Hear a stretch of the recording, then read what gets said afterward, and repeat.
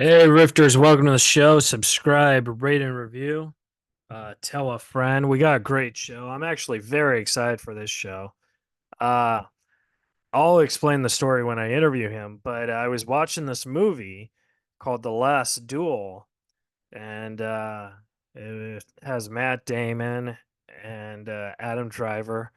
And I think it's a movie not a lot of people have seen because maybe it was one of those movies that was released during the pandemic or whatever. But it was actually really, really unique and good. For those who know me, you know I'm a huge movie buff. You know, outside of comedy and adult films, I love movies. And I really loved The Last Duel. I thought it was very good. Um, it was a night movie. And yeah, so I became a fan of my guest today. And then I realized that he was in Beverly Hills Ninja. And then I watched this movie called Into Thin Air the other day, and I just thought his performance in it was incredible. And then I find out he's in everything. You know, he's also in Othello, Hamlet with Mel Gibson, The Haunted Mansion with Eddie Murphy. Again, Beverly Hills Ninja. My guest today will be the great Nathaniel Parker. He'll be with me via Zoom, and it's going to be fun. I can't wait to talk to him. Guys, join us on Patreon at www.patreon.com/razorriff61. Become a top tier. If you're a top tier, right? A rifter, you get the live videos, you get the podcasts as early, you get a free cameo, and you get shout outs after the podcast. So that's cool. Or you could just be a second tier, a rifter, which means you get a free cameo, the shout outs, stuff like that. And yeah. Or you could just be a rifter, which means you just get a shout out after the podcast. But hey, if you like getting just shout outs, that's cool. So like I would be, if you were a rifter's rifter, like you would watch this and then you would get it a couple days before and a free cameo. I'll give you a cameo. And then I would say, thank you for being a Patreon, Michael Jordan. Loved you on the Bulls. Something like that. If you're just a rifter, it would be the exact same thing, but less enthusiasm, I guess. I don't know. But you get the picture. Join us, support us. It'll be fun. www.patreon.com/razorriffs61. Support the show. Help us keep the podcast going. It would be great. And it would help us tremendously since I am not doing shows at the moment. All right, guys. Also, I'm on Cameo. You can book me at Cameo, www.keithreza.com for tour dates and all that stuff. And Cameo, www.cameo.com/KeithReza. All right, guys. I will be a lone wolf today. And yeah, it's going to be fun. And if you're here for Nathaniel Parker, thank you so much. And rock and roll. If you're not here and you're just a new listener, welcome. Check out other shows. We got some great shows coming up and great shows in the past. And I hope you guys enjoy the show. Guys, thank you guys so much and enjoy. I'm very excited for this episode with Nathaniel Parker. And remember, if you like it, subscribe, rate, review on Apple Podcast, and tell a friend. Enjoy Razor Rifts with Nathaniel Parker coming up next.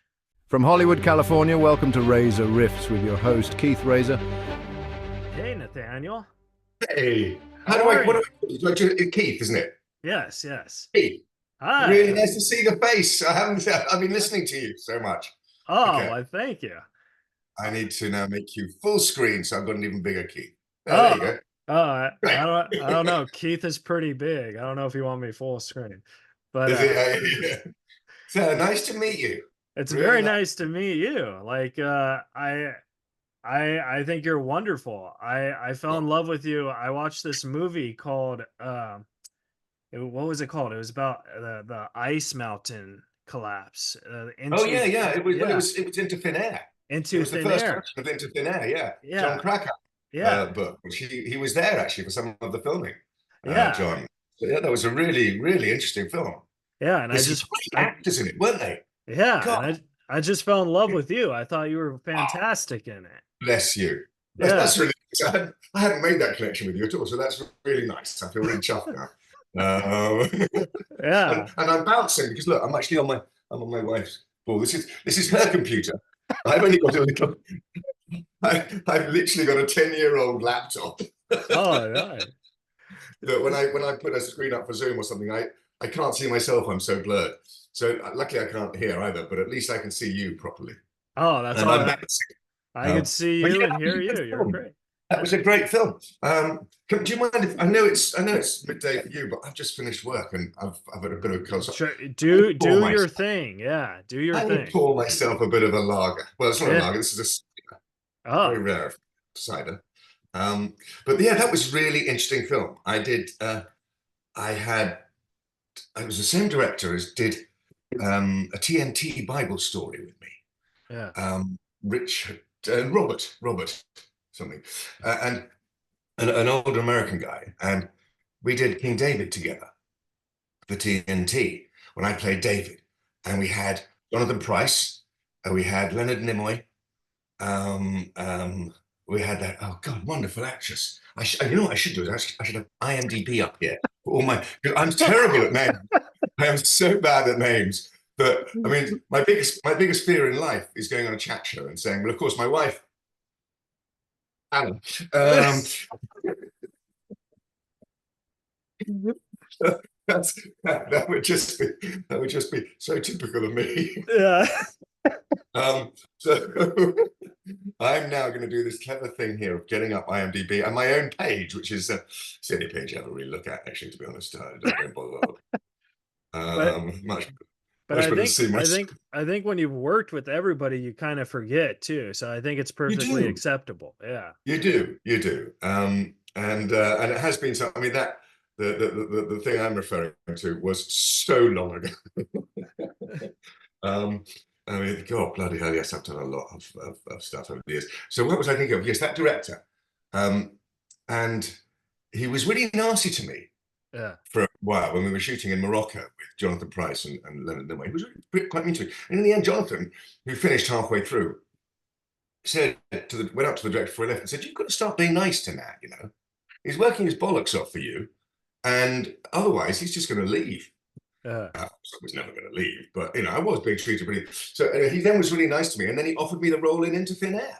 Oh, that's awesome. So we went to the deserts of Morocco, right in the Sahara, where I bumped into Scorsese one day.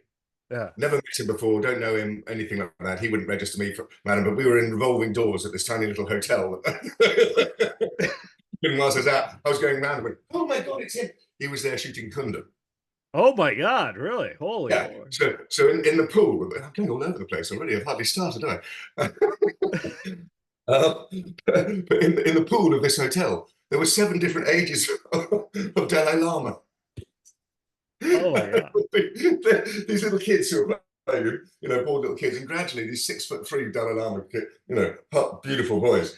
And anyway, so that was all by the by. But we were shooting there, and the next thing I knew is I got an offer from him to go and do Into Thin Air, Yeah. and with these amazing actors.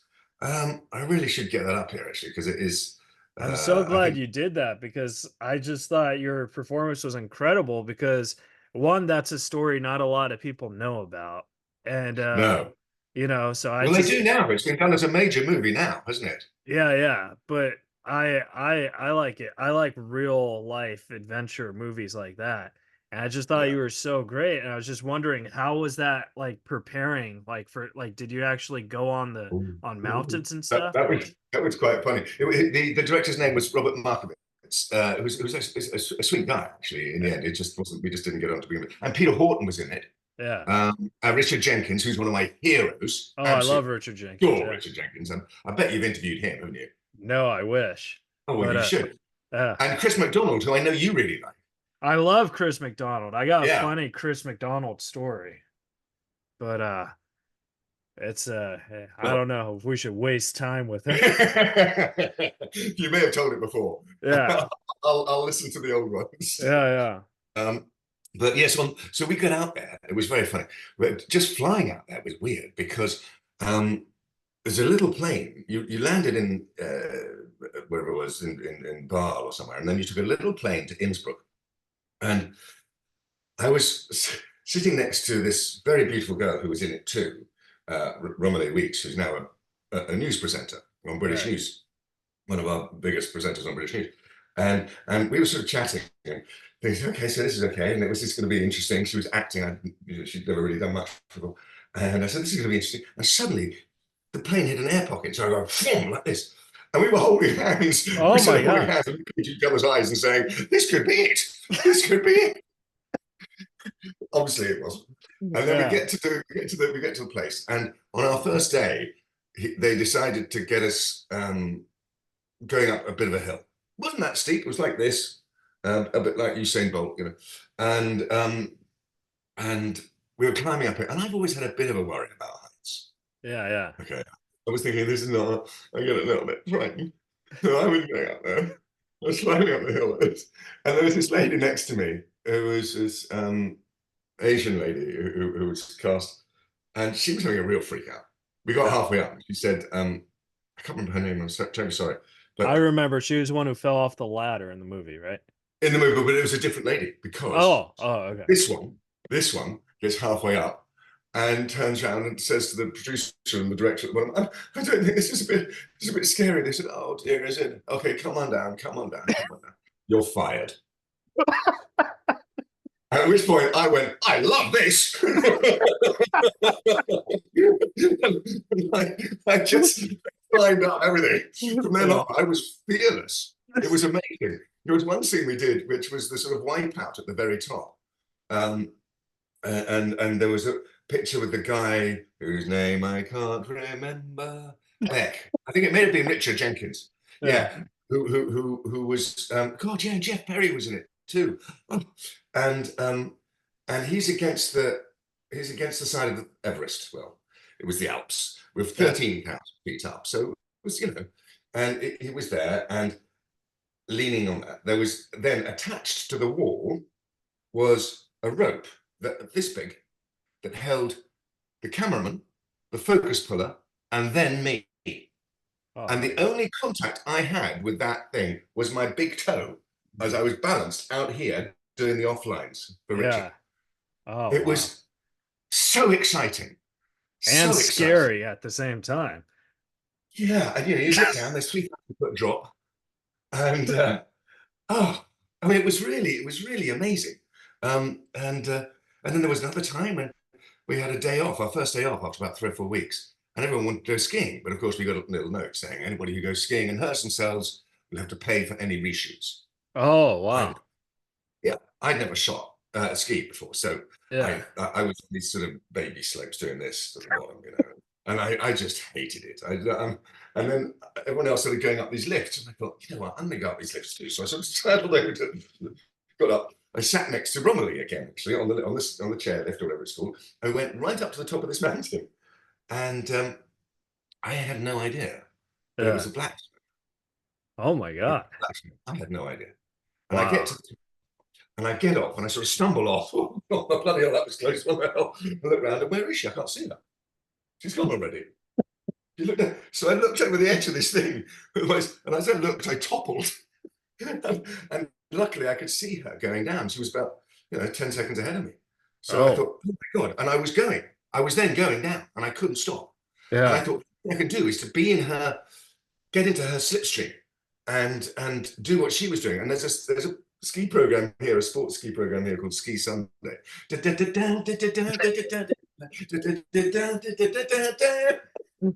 what I'm saying all the way down, following her very lovely figure as I went all the way down the mountain. And I couldn't stop. I just ran into her. I had no idea. But I was literally 10 feet, 5 feet away from 4,000-foot drops, you know. Yeah. I don't know what the I thought I was doing. But I have one more question about Into Thin Air because oh yeah, it seemed like that tragedy happened like probably right before you guys were filming. You know what I mean? Like it seemed like it happened, then you guys said, "Okay, let's film a movie about it." And there wasn't a yeah. lot of information about Rob Hall, so I want to know how did you prepare for that? Well, Rob Hall was the thing about Rob was he was known as being the sort of father of Everest Yeah. because he'd done it 3 times already, and he'd done it with his wife.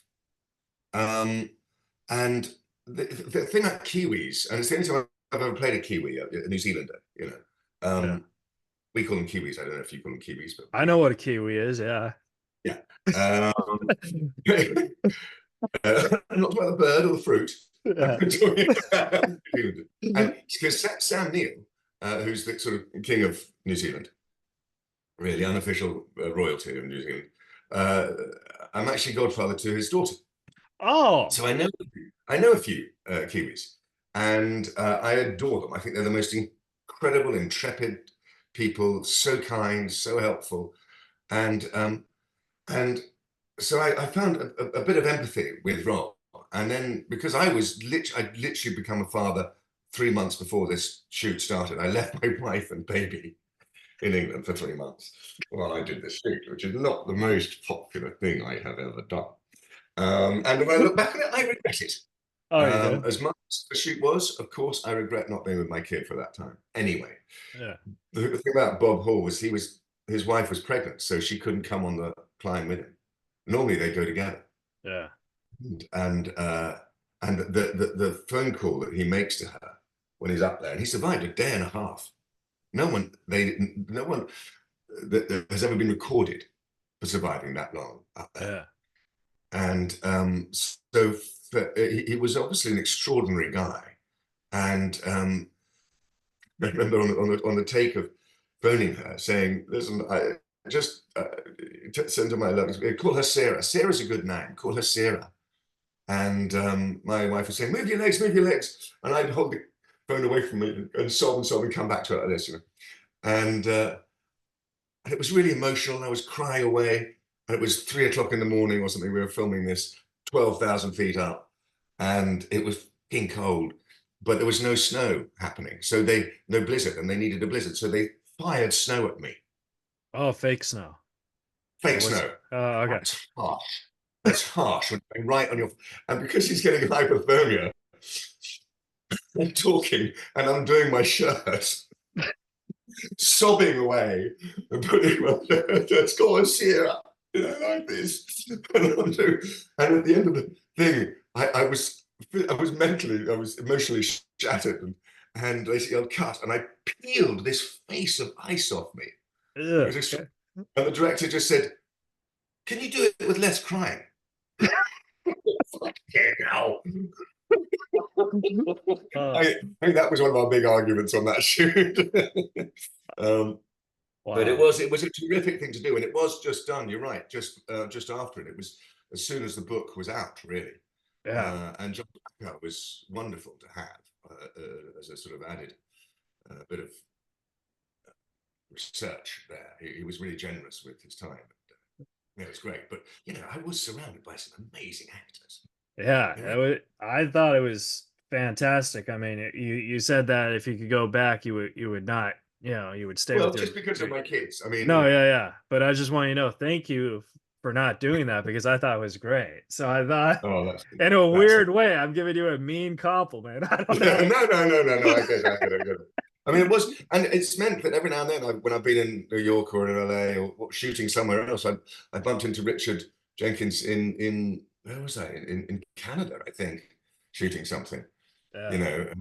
Crossing paths in Canada in the hotel as we were both shooting different things. Isn't it funny how Richard Jenkins became so huge? Like, because he was always like just a character actor, and now he's like one of the big guys out there. You know what I mean? I think there's 2 reasons for that. One is he is one of the nicest people on the planet. Yeah. And the other is he's so fucking good. Yeah. I mean, he's awesome. he's a real, he certainly touched me as an actor. I didn't have much to do with him. We all did our bits and we did our, but, and I'm a little puppy in these occasions. There's people there, and I'm just so excited to work with them. I don't know if I behave properly. And I get away with a lot because I used to anyway. I don't anymore. But when I've worked in America, because I think I'm English and I've done some serious stuff, and done Shakespeare, quite a lot of Shakespeare. You do a So lot of Shakespeare. Is Shakespeare easy for you? I love it. I Yeah. mean, he is the best screenwriter I've ever worked with, I have to say. Yeah. He doesn't answer back for a start.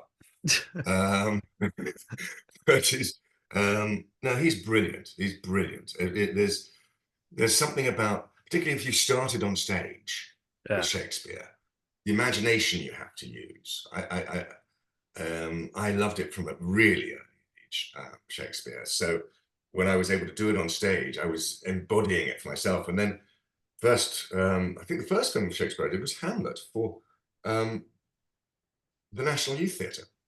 Oh, nice. Yeah, dreadful piece of work, but I Yeah. mean, it was really interesting to do it. And Then then you I did went the on, movie Hamlet too, and I did the movie Hamlet. which Yeah, is very with cross Zeffirelli. paths. Yeah. Yeah, it was Zeffirelli shooting it. Who I don't want. I mean, he can't slander me now because he's dead, but he was not a nice man. Yeah. I'll say that quite openly. But the people in it who were nice was everybody else. I mean, Yeah. they were fantastic, I thought. Mel Gibson was a joy to work with. I know Yeah. that's not probably that popular, but he was so lovely to me. He was generous and helpful, and so was Glenn Close, and Alan Bates was amazing. Pete Postlethwaite was in it, who I'd worked with at the RSC for a few years anyway. Ian Holm, Helena Bonham Carter, who's still a good mate. Oh, So yeah, she's fantastic. she's wonderful, Helena. She came to see a play I was in the other day, and we went round to her place for drinks afterwards. And I'm just constantly blown away by her energy. I think it's gorgeous, Yeah. really gorgeous. We played brother and sister in that. Um, but there's something about doing it, having studied it at school and then being on stage with it. Then you get onto set, and Laertes on stage, you come on going, where is my father? He's come back from, and he's I got a chance to ride my bloody horse down towards the castle, through the castle gate, swinging my sword, leaping off my horse, going, where's my father? That's just great to do. Yeah. It's bold stuff. And then, of course, I think the best Shakespeare I ever did was Othello, which my brother directed. Oh, yeah. I I Um, I have a question about working with your brother, but first I wanted to tell you a story about your Hamlet real fast oh because yeah, yeah. I'm a stand-up comedian, but I always want to be an actor. So I took a acting class It like works when both ways, let me tell you. It works oh both ways. Yeah. I took an acting class when I was like in third grade or something, and I remember they played the Hamlet. And my teacher was like a big, so he played that movie, and he's like, "All right, this is what you gotta study for Shakespeare. This is we were studying Hamlet." And then Mel Gibson comes on, and this is when I knew I wanted to be a comedian because I just shouted, "Hey, that guy's in Lethal Weapon!" Well, that And was it that was what got him cast. Zeffirelli said, I saw him in Lethal Weapon, and I thought, that's my Hamlet. Go figure. But would you make a room full of actors laugh just like within I was just like, oh, I don't know. So then I was like, maybe I should do comedy. But I thought that Yeah, would make you laugh. yeah. But what's it like being directed by your brother though? Because like that's pretty, that could be Well, it was stressful or fun. very incisive. He's wonderful to work with. We did, before Othello happened, which was his first feature, we did 3 short films together, Yeah. and which we was all sort of paid for and scraped together, and we shot one of them in my house. My wife and I were both in it, and we did the cooking and got the costumes together. I mean, we were all part of it. We all messed in. In fact, Helena did one with Rhys Ifans playing lovers. Oh, We were all nice. gods in a park, and we were trying to matchmake Rhys and Helena, which is a great mix because they're like this, miles apart. And so I remember the first time he said action on the short film, and I couldn't action. I just sort of stood there and smiled and went, "Oh, Ollie, this is what you should have been doing all this time. This is where you're meant to be." It's interesting for Ollie because opportunities are sometimes limited, and he's really strong-minded about what he wants to do Yeah. and what he doesn't think he should do. And And so he's chosen some, he hasn't always had the easiest film choices, on offer. And life isn't easy as a director. You've got to do what you got to do. But he's done some incredibly good movies, I Oh think, yeah. really good fun movies. And when I'm being directed by him, he doesn't just challenge you and sort of say, okay, let's set up the scene and shoot the scene, got the scene, okay, let's keep going. He really go for take after take. And I love that. I love being challenged. I couldn't do it at first. I mean, the first time he tried to direct me, he sat me down in a room and said, let's talk about your part in Othello. Let's talk about Cassio. And I just laughed. I spent 10 minutes just laughing, not being able to take him seriously. But I learned to take him seriously. And I thought that Othello was a really good film. Yeah. Fishburne was amazing in it. I think Lawrence Fishburne was Hands down. Yeah. He was a bit of a god in that. And riding in a boat down the Grand Canal with Fish standing next to Fish, the two of us in our costumes, him looking as elegant as fuck, and me looking like this little cheeky mugger next to him. And you leap off, you've got your swords on your belt and your leather costume and stuff, and you leap off and say, cappuccino, grazie. And that film actually was shown my kids when they went to a new school. They were about 11 and 13 at the school, and they were shown it for their things. And of course, at one moment you've got Ken Branagh, fucking Amelia, who's played by my wife. Yeah. It's their mother. So Ken Branagh's trying to fuck their mother. And this is, and then the next minute there's me in bed with Irene Jacob. I don't know what those teachers thought they were doing when they put that movie up. It really wasn't a good idea. I would have been so embarrassed if I were with my kids. But yeah, it was a good film. I think a very good film. Yeah. Do you think that when you do plays of these films, like when you did Hamlet and then you did the movie and stuff, do you think there's I guess I'm trying to ask, do you think it's more easier for you to do the play because it's live and in the moment, or do you think in the movie you could stop and retake it? I've never been in a play of a film Yeah. that I've done, so I don't know what's easier on that front. I did Merchant of Venice on stage many moons ago with Dustin Hoffman. Yeah. We did it in London, and then we did it on Broadway. And in between the two, I did a telly, which was a great fun telly for me. My first solo lead, I was 3 hours and things called Never Come Back. It's a really good piece, actually. It's not I'm good in it, but it's a really well-written piece, well directed. And then I went, so I did London, Never Come Back, and then Broadway. And by the end of Broadway, I was really tired. Yeah. I was really tired. And Dustin was wonderful and extended it by 3 weeks so that he could pay for a whole bunch of students to come in cheaply. Oh, nice. I think he bought out the Circle for cheaply and sponsored students so they could come for $10 a piece. Wow. Yeah, which is really great because people in the front row were paying $1,500. Yeah. So we do that, but I was so tired at the end of it that I started to dry, or as you would say, go up. I started to forget my words. Yeah. And really badly. And I got terrible stage fright. So I stopped enjoying the stage. Yeah. Like that. And I just wanted to get back to film. Yeah. I mean, it's difficult though, because the film thing, you can also get a bit of stage fright when they yell action. You can rehearse it. But you can, as you say, just go, stop, sorry, I've got to start again. Sorry, what are the words? Can I just take the words? Okay, great. And now, even to this day, the first word of a scene, I need sort of fed to me before I go, just so I know I'm in the right scene. Yeah.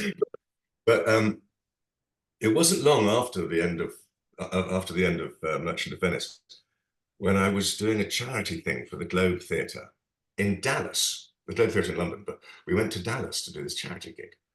And after that, I went off to LA and I met a brilliant casting director. I think it was Francine Maisler, incredible woman.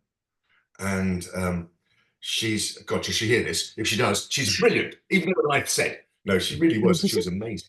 Yeah. She was casting this film called Bodyguard.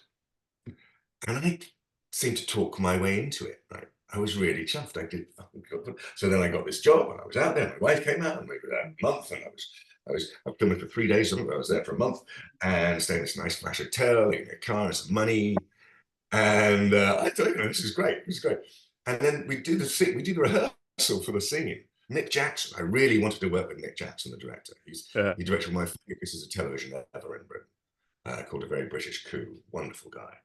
And so there was me and Whitney Houston and Mick on stage talking and just getting, and so that was nice. That was nice rehearsal. And in comes Kevin Costner. And I'm going, oh my God, this is great fun. This is very exciting. And I literally left the set. I left the set. First of all, two bodyguards come in. Then in comes Kevin. And then two more bodyguards come in. Right behind their dark glasses. And I'm lurking at the back of the set. In fact, I was on the phone to my bookie in London.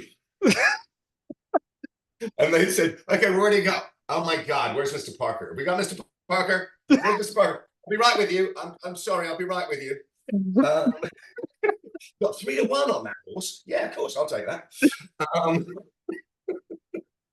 So anyway, we do this, and then we get to shoot it, and there's 24 cameras or something. Yeah. 24 cameras. It was the Oscar scene, right? So when she gets presented, when we're presenting an Oscar, Whitney and I are presenting an Oscar together. And we start in the green room. We get tracked. We've got these steady cams on us, which in those days, steady cams wasn't as easy, So steady cams on us, and up the back of the set, and then down these stairs, and big wide stairs, down the stairs, onto the front of the stage. 1,200 or more extras out there, right? Atmosphere or whatever they're called. Anyway, so they're all out there, and I get to the front of the stage, and I'm basically playing Dan Day-Lewis. I'm playing the guy who won the Oscar the previous year. Right. As close as I'll ever get to Dan Day-Lewis. Worship him. And so I get to the front of the stage, and I dried. I completely forgot my lines. Yeah. And it's taken 3 days to set up this one shot. I forget my lines. And then I panic slightly. I look out, and luckily, because it's the Oscars, there are screens everywhere with my words on it. Oh, that's nice. And I just thought, there is a God. There is a God. And we did it, and it worked. So we did the take. But that's not the first time I've heard that scene was pretty anxiety and stressful to film, because I also interviewed Robert Rural, and he was in that scene. Oh, yes, he was. He was great. Yeah, and he said something similar. He said it was very so I was like, whoa, yeah. And then I must say it was exciting to even be in the same room as Whitney. Oh yeah. And there was this awful moment. How bad am I allowed to swear on this? Oh, do whatever you want. Okay. No filter. On the red carpet night, I think it was Charlie Matt's theatre, and my wife hates red carpets. She hates them. So we stayed back. We thought, okay, we'll just wait till the end. We'll just slide in at the end. So everybody else has gone. We go, okay, let's go. Of course, I find myself between Whitney Houston and Bobby Brown and Kevin Costner and his wife. I'm smack in the middle of the two. Oh, girl. Hello. Some poor camera person who wasn't trained on there couldn't see them, went, oh, all right. Took a photo of me. And then Whitney, about 2 minutes of posing and being lovely and brilliant, then turned to walk in. And there was bleachers either side, about 5 benches deep, with the camera on. And this one voice, this English voice, said, Whitney, you cunt. And everyone went, oh. And that was the shot they used. Wow. Because, it was the most extraordinary, bloody Englishman. I bet it was The Sun or some such newspaper. Yeah. I felt so embarrassed. I felt so embarrassed. Anyway, there you go. It was a great film to be part of. And I thank my lucky stars that I worked with any of those people. They were great. Nick Starr, what a trooper he was. Yeah. Remember him? He was lovely. He plays the original Bodyguard in it. Mike Starr. Mike Starr. Yeah, Mike Starr is one of my best friends. Oh no! Yeah. Seriously? Yeah. Oh, please send him my best. Tell him I thought he was wonderful. Yeah, he's awesome. He's one of the nicest guys. But How do you know? I know him from this, and then Oh, and then he lives right by me, and then we've gone to lunch a couple times. He's seen me do stand up, and you know, oh, yeah. So I connect more with celebrities than normal people for some reason, and I don't know if it's that's quite a maybe gift. yeah, I don't know if it's maybe because I'm an F-list celebrity, so I feel like hey, I'm in the same bond with you Yeah, guys. I think I'm definitely down there in the lower G's, I tell you. But it's so weird because like I have a form of autism called Asperger's syndrome. So like I can't talk to like the lady at the grocery store and ask them to to go on a date or whatever, but I could ask a celebrity to do my podcast. It's Right. so That's interesting.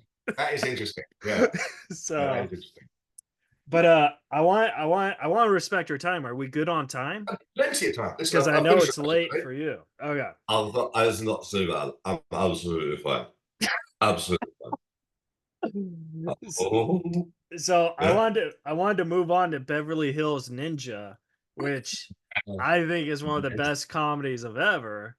And I wanted to know what was like, how did you get that role? And what was filming with like Farley and stuff like? Because like, did he just crack you up on the on Yeah. the I got that role. I don't know how I got it, to be yeah honest. I mean, I thank Dennis Dugan, who I heard on your podcast. I heard him. I thought he was brilliant. I loved him. yeah he's Um, great yeah he's great. And he took me to a baseball game one time. Yeah, I'm a big fan of his. It's a thrill to have met him and known him. we gotta Um, get you in Happy Gilmore too. I'll send him an email. oh, God, wouldn't that be cool? Oh, Yeah my God, that would be cool. Oh, Sandler did come and visit one day on set, yeah as did some of the other SNL team. But oh God, that was exciting. But sorry, excuse me. Be very well. Yeah, so I shouldn't really. I don't know how I got it. I auditioned and I was rude. I remember being rude. yeah That would never have employed me. I was like, "Why are you filming this? Why are you filming this audition?" I mean, well, and I guess it happened all the time. It doesn't happen in England. Why are you doing it? Well, we got to show the producers. Oh, okay. Can't you just talk to them? yeah Okay. Anyway, so I did it, and they called me back for another one. And I went, yeah, and the producers were there. I said, "You're all here. Why are you still filming it? What's the point? I don't see what you're doing. I don't see the logic behind it." So, what was I thinking? But then I guess what I was partly doing was showing what an arse I can be. And if I can be that arse, maybe I could be the baddie arse they need me to be. exactly. And I was and gonna that's what they say did. that. Yeah. That's what they did. They cast this stupid idiot. And I had such a lovely time. Chris Rock, of course, his first big break, I think, wasn't it? Um, and Farley, who was endlessly funny. I mean, he was brilliantly funny. As well, there was another guy, Keith Kobayashi, I think it was. Keith Cook, Keith Cook, right? but Kobayashi maybe was his. I Can't I remember. thought Keith was your henchman. That's him. Yeah, Yeah. brilliant. I did quite a lot of kung fu at his place, or wuchu, or whatever, I can't remember what it was called. I did quite a lot of sessions at his place and learned some of that, which was great fun. Yeah. And Robin, who was in it, I love uh, Robin, yeah. and was it Lizette? Not Lizette. Who was the lady? Nicolette. Nicole. Yeah, that's right. Yeah, Yeah. Nicole. Yeah. But it was very interesting. It was, it was something I had never been involved in before, that kind of glitzy comedy. And I really had a nice time. I felt very free and easy. I think that's down to Dennis's set. That's how he did it. There'd be times when he'd say, "Okay, Nat, you're here, and a camera's gonna go, listen, just do bad stuff. Talk bad stuff, be bad." So that's what we did. I get out of my gold-plated Rolls Royce that I was driving around in Pasadena in. My gold-plated and I do bad stuff. Yeah. I love this game. And there was one moment when Chris Farley was hiding from us, and we were packaging, and he came down in a box and rolled off a rolling thing. And the box opens up. I forget my line, what it was meant to be, but I just went, "Oh, it's the big fat ninja." And they kept it. It wasn't the line, but they kept it because we then all just fell about laughing.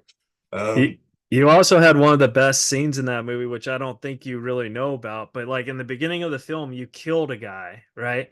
And then like 20 minutes later, you're in the back of a strip club with Keith Cook and you're talking about the plates, how you want the plates, and they're like gun holding off, and then like Keith Cook kicks the guy's gun out of his hand, and you catch it. And how you catch it like you're a NFL receiver. You're like, I can't remember that. It's been a long time. It never really made it here as a movie, I have to be honest. and I just thought that was just so funny because you're a badass guy, and you're like. So I don't know if you purposely meant to do that, or I don't know what was in your mind, but I was I think like, it was oh. luck. I think it was pure luck. I loved it. As a movie, I really enjoyed it. I remember the agent I was with at the time, and we parted company quite soon afterwards. The agent I was with, we went to see the cast and crew, and she went, oh, I don't think I should let anyone see this. I mean, it boxed at #1 for a week or two, didn't it? It did well. It's a fun movie. Yeah. You can't take all movies serious too. You have to take them for what they are. You know what I mean? Do you know what? One of the things I really find annoying about the movie industry is comedies are the hardest ones to make.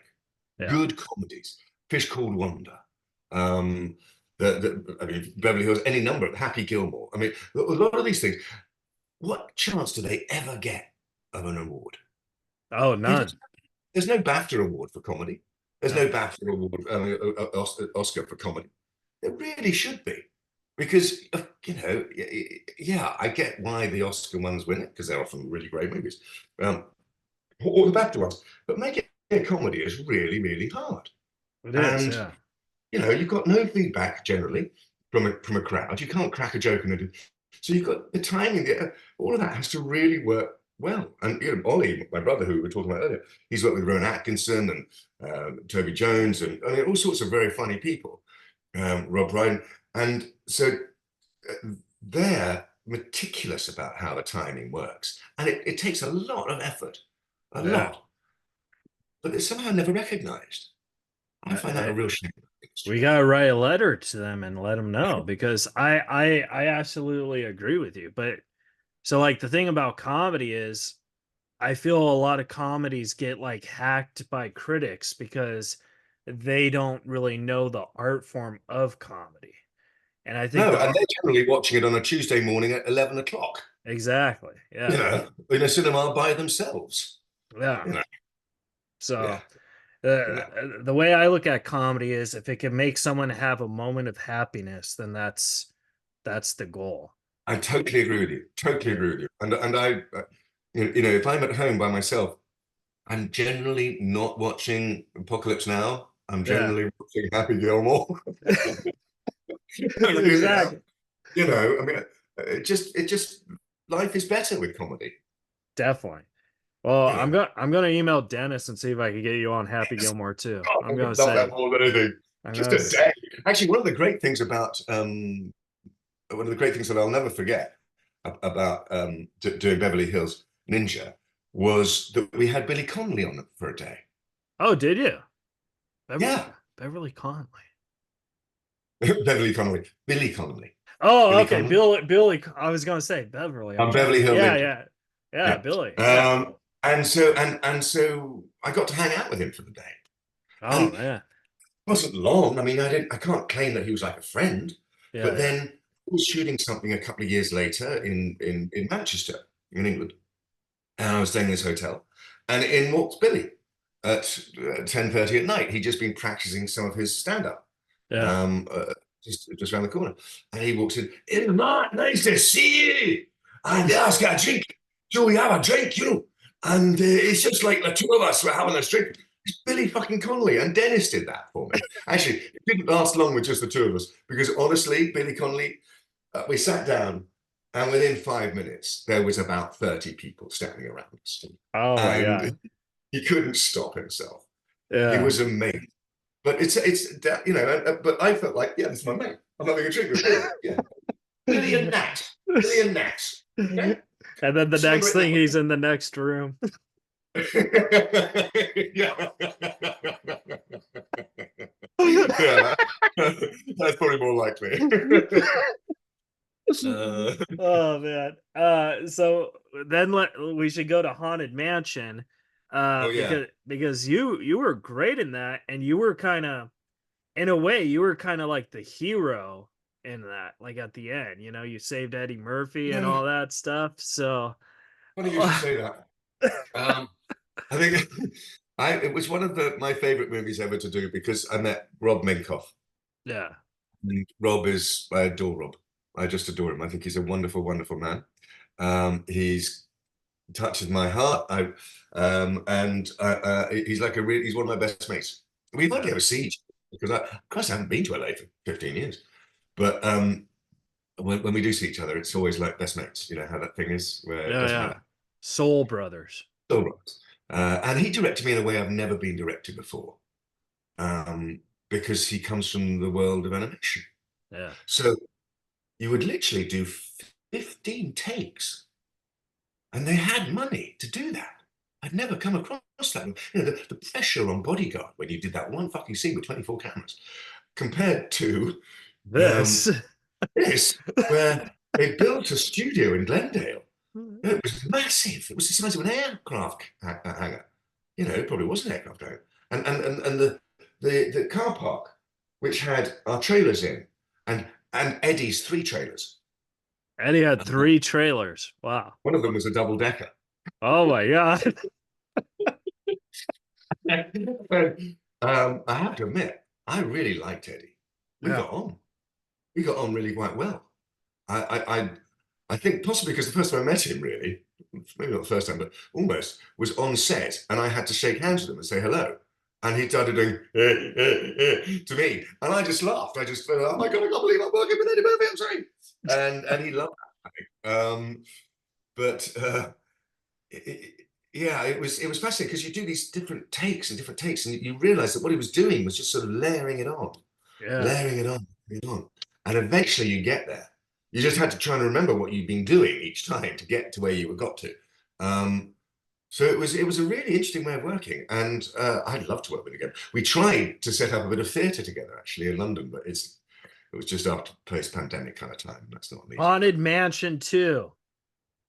Well, they've done the new one, haven't they? Yeah, but they could just redo a second one. You guys could work together again. I'm just trying to give you ideas. Yeah. But That was Wallace nice. And you also Shawn had too. Jennifer Tilly on, didn't you, as well, the other day? Oh, I love Jennifer Tilly. Yeah, And she was in that. yeah, She was the head in the globe. yeah.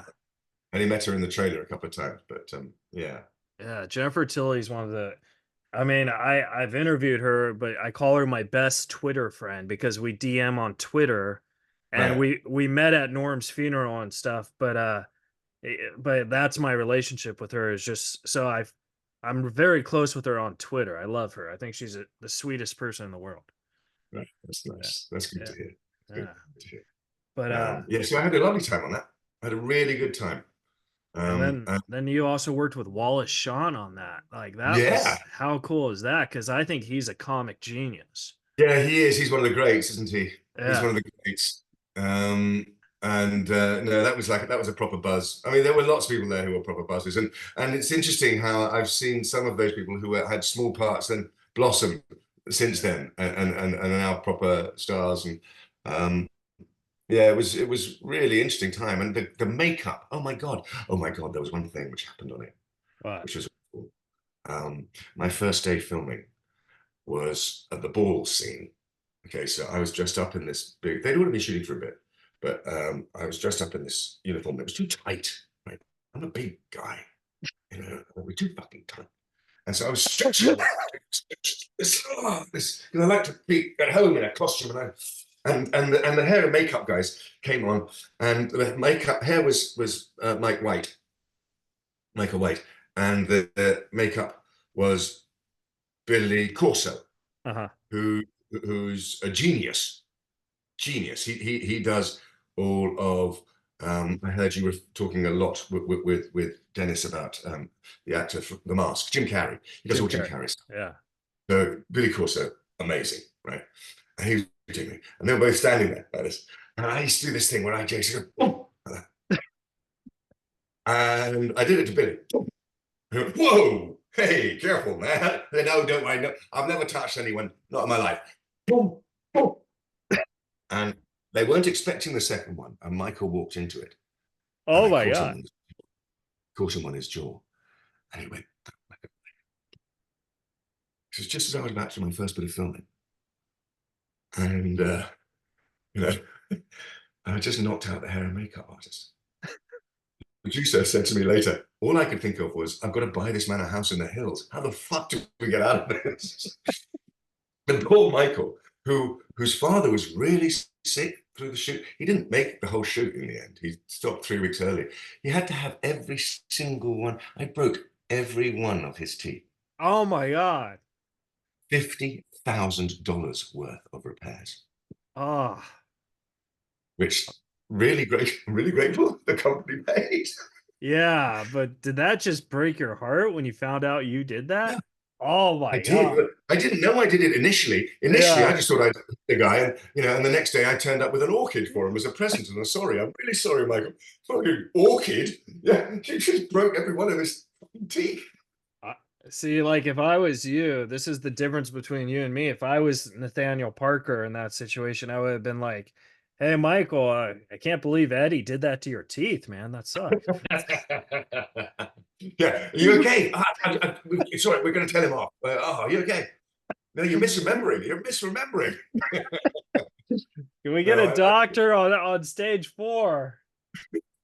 It was really, and I phoned my wife that night and told her what had happened. And she said, Nat, it was never funny in the first place when you did it. Well, fair enough. Fair enough. No, so I've hardly ever done that since, I have to be honest. But yeah. Well, that was an accident. It was in the moment. Yeah, it was an accident. Yeah. So Relax, you know, relax. don't worry about it. You know, I can understand how it, but like it's a funny story now. 20 years later, the guy's probably laughing about it. So that gummy. Now known as gummy weight.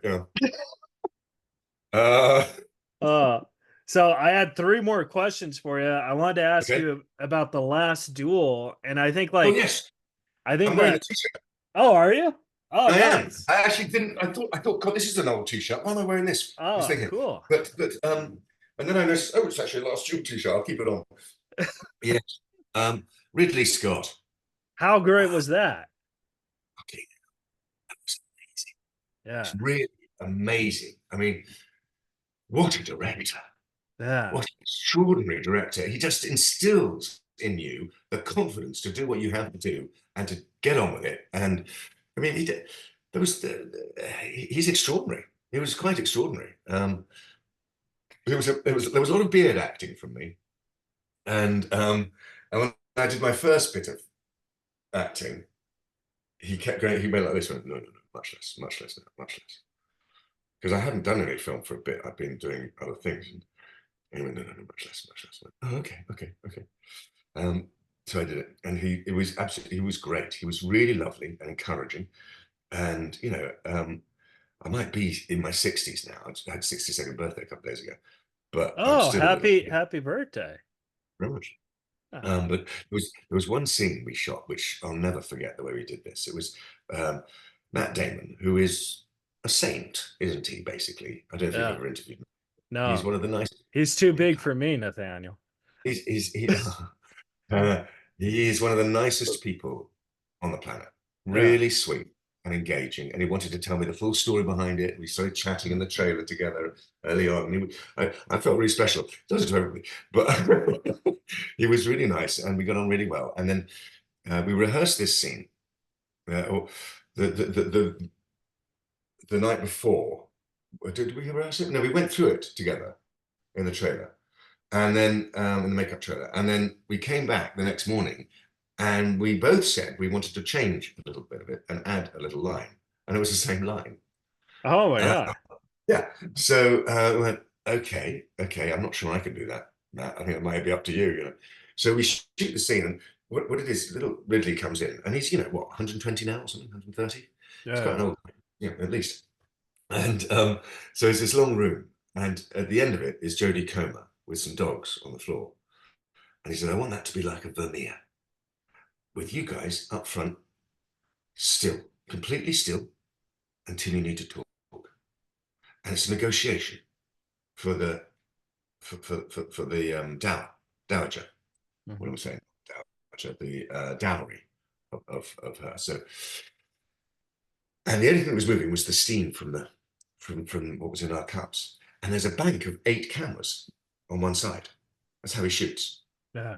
8 cameras at once. Right. Wow. So he's looking at all these monitors, checking them all, making sure they're all right. And so we wait. We start acting. And he did it. I don't know. He just instilled in us the confidence to get this right. So we did it. It was great fun. And he comes in and he goes, that's great. Okay, let's move on. Let's move on. Ridley, said Matt, Nat and I thought we'd quite like to do another take with a little extra line in it. All right. Okay. All right. So he goes off. He sits in his bank. We do it. He comes back. Even better. Let's move on. Come on. I know that what his contribution to it was minor, but it's not really. He instills the confidence in you to do the best work you can. At one point, he leant up to a bunch of us and said, okay, now you all know what you're doing. You're all very good at this. So just do it properly. All right, let's go.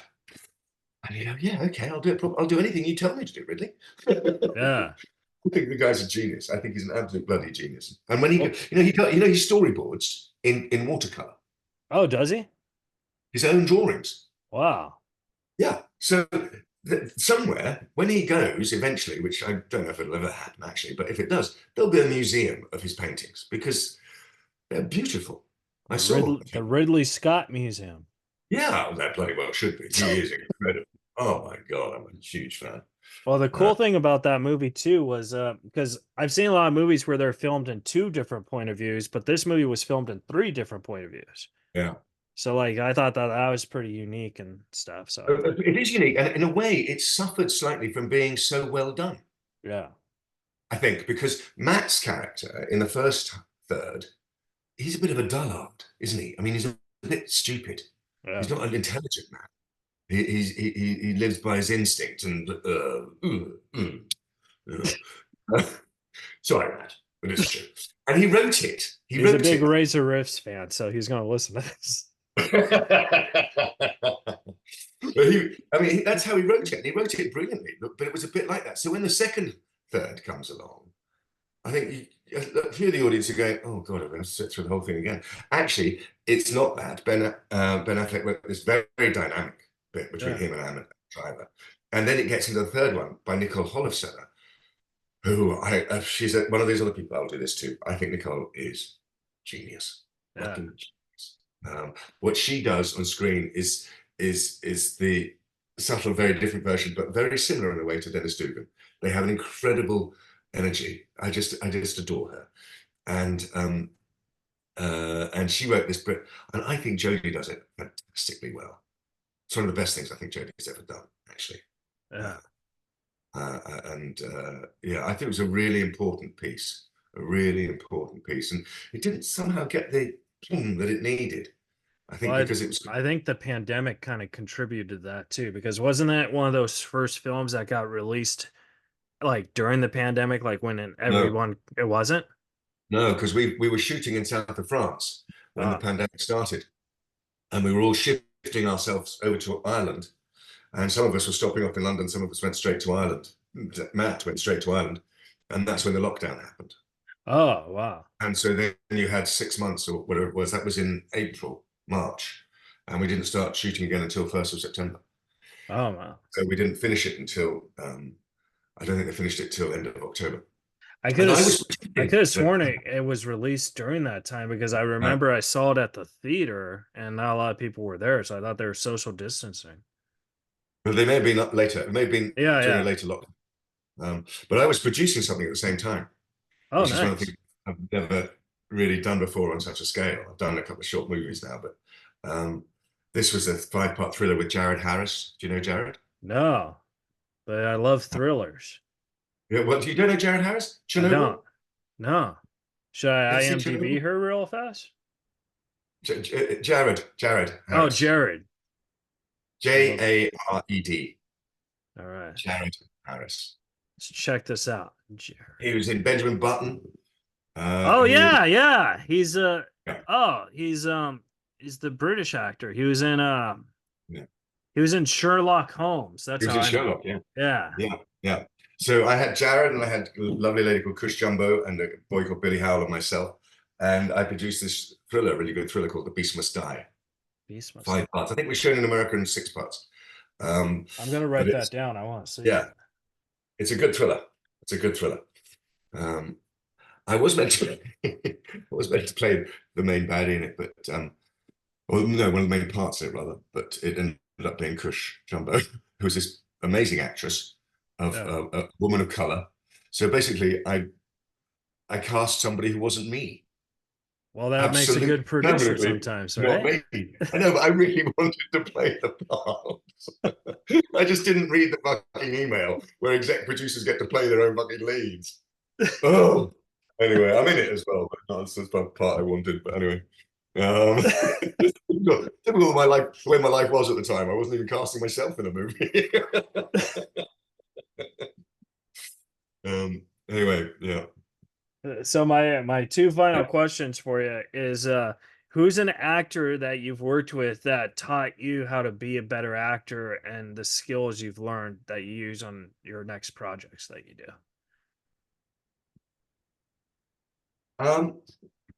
An actor who's taught me that. Yeah. Gosh, that's there's I'm a bit of a thief. Yeah. I have to say, I do steal a lot from other actors. And some of them I've worked with, some of them I haven't. I mean, I watch Matthew McFadden and I'll steal a lot of his stuff because he's fucking brilliant. Sophie Okonedo, do you know who I mean? Sophia. Okonedo? Sophie Okonedo. Do you know her? Okay, yeah. Yeah, she's an extraordinary actor. Oh. And I've worked with her. She taught me quite a lot. I mean, my first ever film was with Laurence Olivier. Yeah. Called oh my God, Derek Jarman film. Was it the one that had no dialogue? Yeah, War Requiem. Yeah. And we didn't act together, but he's always been my hero.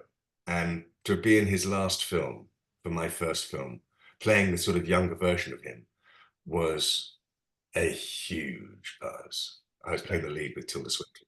We were both playing the leads, and he only had a day on it. He was an extra, but it still counts, though. It still counts as a dream accomplished. Yeah, yeah. And I've been very lucky. I've worked with some incredible people. Paul Schofield, Alan Bates on Hamlet, Paul Schofield. These are some of the giants of the British acting world, and so I did learn from them. I would sit and just watch them. Yeah. There's one actor called David Bradley who plays the caretaker in all the Harry Potter movies. Do you know him? Yeah, yeah. You know what I mean? Yeah. Hagrid, right? I did no, not Hagrid. Oh, no, the caretaker, the sort of the guy who looks after the school. Oh yeah, I know him. You know who I mean? Yeah, yeah. Ratty. I've Googled like 4 people, Nathaniel. But yes, I know him. You know who I mean? He's like that. He's like that. And I watched him do a scene that I've never forgotten, where we were doing a thing together called Vanity Fair, a series for BBC, and he had to talk to this beautiful lady and at the same time eat tripe. Do you know tripe?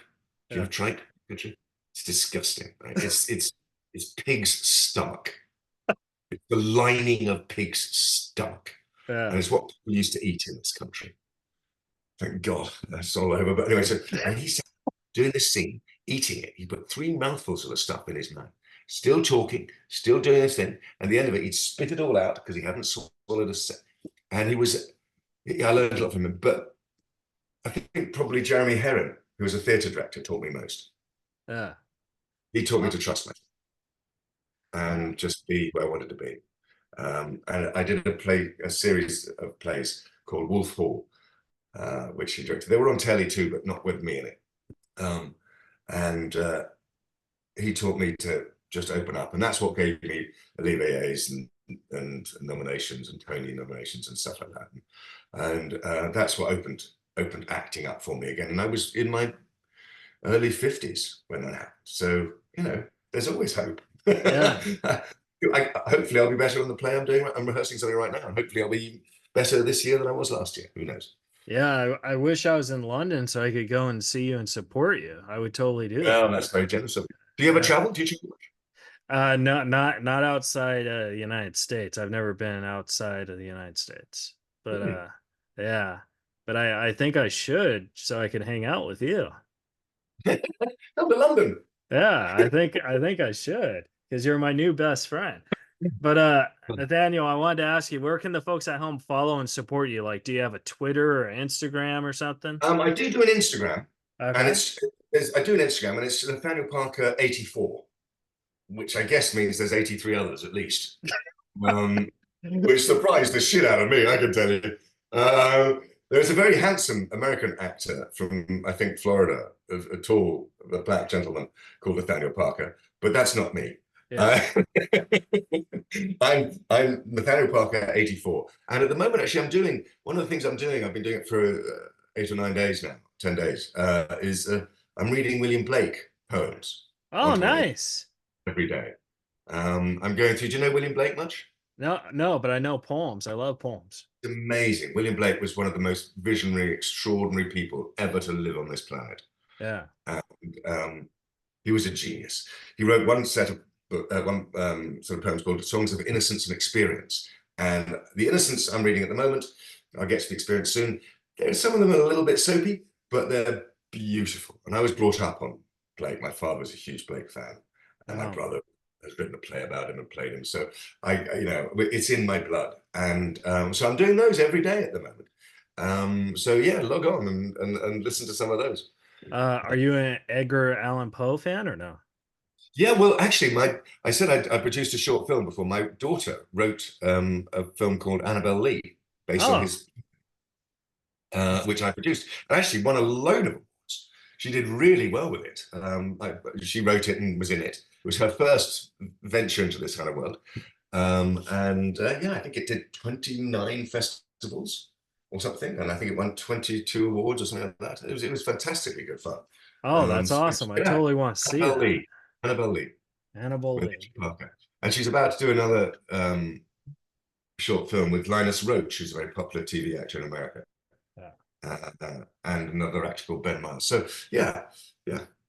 Well, Nathaniel, I definitely want to watch it. Nathaniel, I want to thank you so much. I don't know if you know this, but your name means a God's gift. And you really are a God's gift. Thank you so much for talking to me. And it was such an honor to meet you and to get to know you, and you really made up my day. So thank you so much. Oh, well, I've been looking forward to this a lot because I've heard you, and I think you're terrific at what you do, Keith. So keep. Well, let's make a deal. If I ever go to London or you ever come back to Los Angeles, let's get together and have a chicken. I would. Okay, I don't eat meat, but yeah, okay, I can do that. I'll have a chicken. And if you can get to talk to Dennis Dugan, do it now. What are you waiting for? I'm going to email him right now. I'm going to say, Nathaniel says hi. P.S. What about Happy Gilmore too? Please send him my love. I just adore the man. Yeah. Okay. All right, thanks, Keith. It was a really lovely chance. I hope I didn't talk at you too much. No, this was fantastic. I mean, and like I said, thank you so much for doing the Thin Air line, the ice movie. I wish I knew the name of it, but Into Thin Air. The Thin Air. You were great in that. So thank you so much. No, thank you, mate. Okay, take care. Bye, Nathaniel. Have a great day. Bye, and you. It's been real. All right. All right, guys. Subscribe, rate, review. That was an interview with Nathaniel Parker. Tell a friend, and we'll see you guys next week.